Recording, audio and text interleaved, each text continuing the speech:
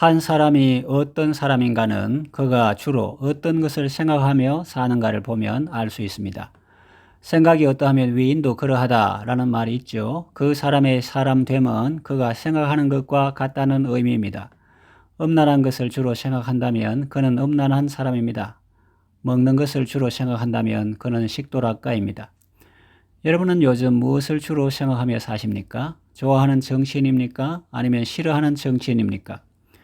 아니면 어떤 유명한 영화 배우나 탤런트입니까? 아니면 어떤 일이나 돈입니까? 만약 좋아하는 정치인을 생각한다면 우선은 기분이 좋을 수 있습니다. 그의 말을 듣고 유쾌함과 통쾌함과 상쾌함을 느낄 수 있습니다.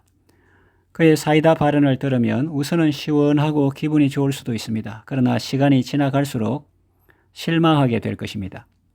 그런가 하면 싫어하는 정치인을 자꾸 생각하면 분노가 차올라서 마음에 좋지 않고 몸에도 좋지 않습니다. 유명한 영화 배우나 탤런트들을 생각하면 잠시는 좋을 수 있으나 그 사람들도 언젠가는 늙고 병듭니다. 돈을 자꾸 생각하면 인간다움을 점점 잃게 됩니다. 우리는 세상 속을 살아가는 사람들이기 때문에 그런 것들을 아예 생각하지 않고 살기는 어렵습니다. 그러나 그렇다고 해도 늘 그런 생각만 하고 그런 데에 매여서 사는 것은 바람직하지 않습니다. 스트레스도 많이 받을 것입니다. 무슨 좋은 방법이 없을까요? 성경은 우리에게 이것들을 생각하라 라고 말씀하십니다.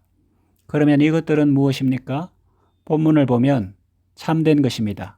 경건한 것입니다. 옳은 것입니다. 정결한 것입니다. 사랑받을 만한 것입니다. 칭찬받을 만한 것입니다. 이런 좋은 것들을 목록을 작성해서 자꾸 묵상하면 우리의 심령은 건강해집니다.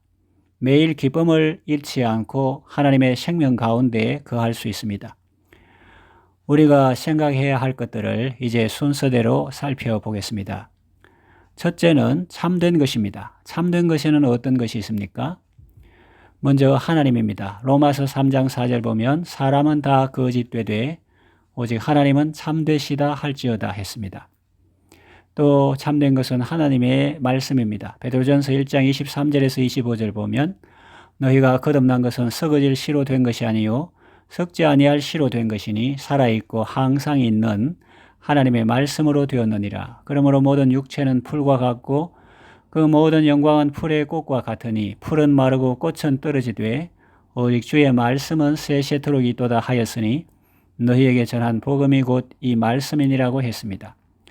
또 참된 것은 예수님입니다. 요한일서 5장 20절 보면 또 아는 것은 하나님의 아들이 이르러 우리에게 지각을 주사 우리로 참된 자를 알게 하신 것과 또한 우리가 참된 자 곧 그의 아들 예수 그리스도 안에 있는 것이니 그는 참 하나님이시요 영생이시라 했습니다.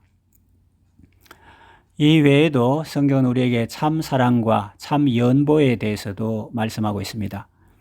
그리고 우리 일상의 삶 속에서는 부모님의 사랑과 계절의 변화와 식물의 성장을 통해서도 참된 것을 발견할 수 있습니다. 여러분은 이와 같은 참된 것을 생각하셔서 참된 삶을 사시고 하나님의 생명 가운데에 거하시기 바랍니다. 둘째는 경건한 것입니다. 경건한 것에는 어떤 것이 있습니까? 하나님을 가까이 하는 것입니다. 기도하는 것입니다. 말씀 묵상하는 것입니다. 또 하나님께 속한 것입니다. 하나님께서 주시는 기쁨입니다. 그리고 하나님 앞에서 경건한 삶을 살았던 사람들의 일대기도 경건한 것이라고 볼 수 있습니다. 기독교 위인전을 읽으면 우리는 교만할 수 없습니다. 주의해야 할 점이 있습니다. 경건이라고 해서 다 같은 것은 아닙니다. 헛된 경건이 있고 참된 경건이 있습니다. 깨끗한 경건이 있고 더러움이 있는 경건이 있습니다. 야고보서 1장 26절에서 27절 말씀에 그 내용이 나옵니다. 누구든지 스스로 경건하다 생각하며 자기 혀를 제갈 물리지 아니하고 자기 마음을 속이면 이 사람의 경건은 헛것이라. 하나님 아버지 앞에서 정결하고 더러움이 없는 경건은 곧 과와 과부를 그 환난 중에 돌보고 또 자기를 지켜 새 속에 물들지 아니하는 그것이니라 했습니다. 참된 경건은 소중합니다. 사도 바울은 디모데에게 경건에 이르도록 네 자신을 연단하라고 명령합니다. 디모데전서 4장 7절과 8절 보면 망령되고 허탄한 신화를 버리고 경건에 이르도록 내 자신을 연단하라. 육체의 연단은 약간의 유익이 있으나 경건은 범사에 유익하니 금생과 내생에 약속이 있느니라고 했습니다. 그러므로 우리는 참된 경건에 이르도록 우리 자신을 연단해야 합니다. 경건한 것을 생각함으로 경건한 삶을 사시고 하나님의 생명 가운데 거하시기 바랍니다. 셋째로 옳은 것입니다. 옳은 것에는 어떤 것이 있습니까? 어떤 사람이 가끔 옳은 말을 합니다. 그러면 그 사람을 좋아하게 됩니다. 그러나 시간이 지나면 그 사람의 연약함이 드러납니다. 그렇게 말을 잘하던 사람이 어떤 사안에는 침묵하고 심지어 어떤 사안에는 정반대의 목소리를 냅니다. 그걸 보고 실망합니다. 그러나 기대가 컸던 거겠죠. 사실 사람들은 어떤 한 부분에서 잠시 옳게 보이지만 전체를 보면 옳지 않은 것들이 많습니다. 성경은 이미 이 사실을 선포하고 있습니다. 의인은 없나니 하나도 없다고 말씀합니다. 태생적 의인은 하나도 없지만 법정적 의인은 있습니다. 누구든지 예수님을 믿으면 구원받고 하나님 앞에서 의롭다 하심을 받습니다. 이것을 칭의라고 합니다. 옳을 의자를 한자로 풀이하면 내가 양을 어깨 위에 얹고 있는 형상입니다. 우리는 예수 그리스도를 통해서 하나님께 의롭다함을 받습니다. 예수님은 우리의 의로움이 되십니다. 옳은 것을 생각하라는 말은 까칠하고 꼬장꼬장하게 살라는 의미가 아닙니다.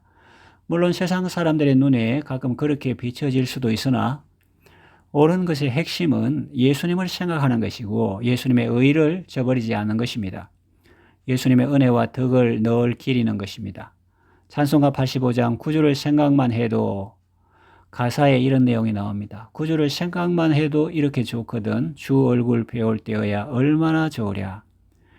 그렇습니다. 구주 예수님을 생각만 해도 우리에게 너무나 좋다고 말하죠. 좋은 것을 자꾸 생각하면 좋은 사람이 됩니다. 옳은 것을 자꾸 생각하면 의로운 삶을 살게 됩니다. 우리의 의가 되신 예수님을 생각하면 그 사랑 안에 거하게 됩니다. 옳은 것을 생각함으로 의로운 삶을 사시고 하나님의 생명 가운데 거하시기 바랍니다. 넷째로 정결한 것입니다. 정결한 것에는 어떤 것이 있습니까?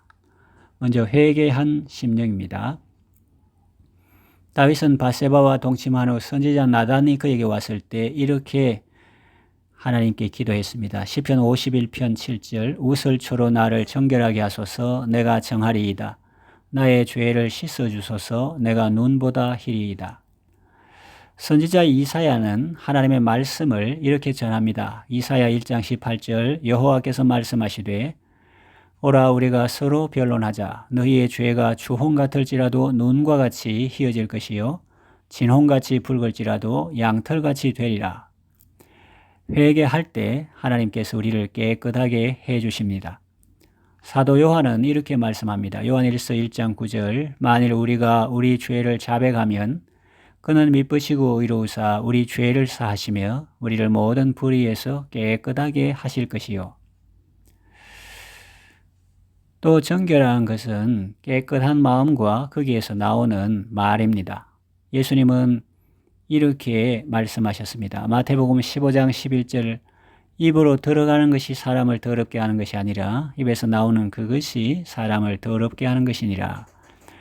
마태복음 15장 18절에서 20절에 이어집니다. 입에서 나오는 것들은 마음에서 나오나니 이것이야말로 사람을 더럽게 하느니라. 마음에서 나오는 것은 악한 생각과 살인과 간음과 음란과 도둑질과 거짓 증언과 비방이니 이런 것들이 사람을 더럽게 하는 것이요.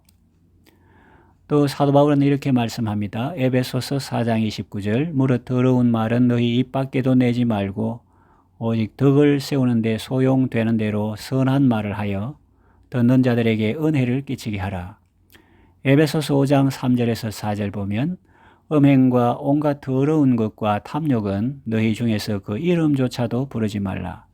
이는 성도에게 마땅한 바니라. 누추함과 어리석은 말이나 희롱의 말이 마땅치 아니하니 오히려 감사하는 말을 하라. 정결한 것을 생각함으로 정결한 삶을 사시고 하나님의 생명 가운데 거하시기 바랍니다. 다섯째, 사랑받을 만한 것입니다.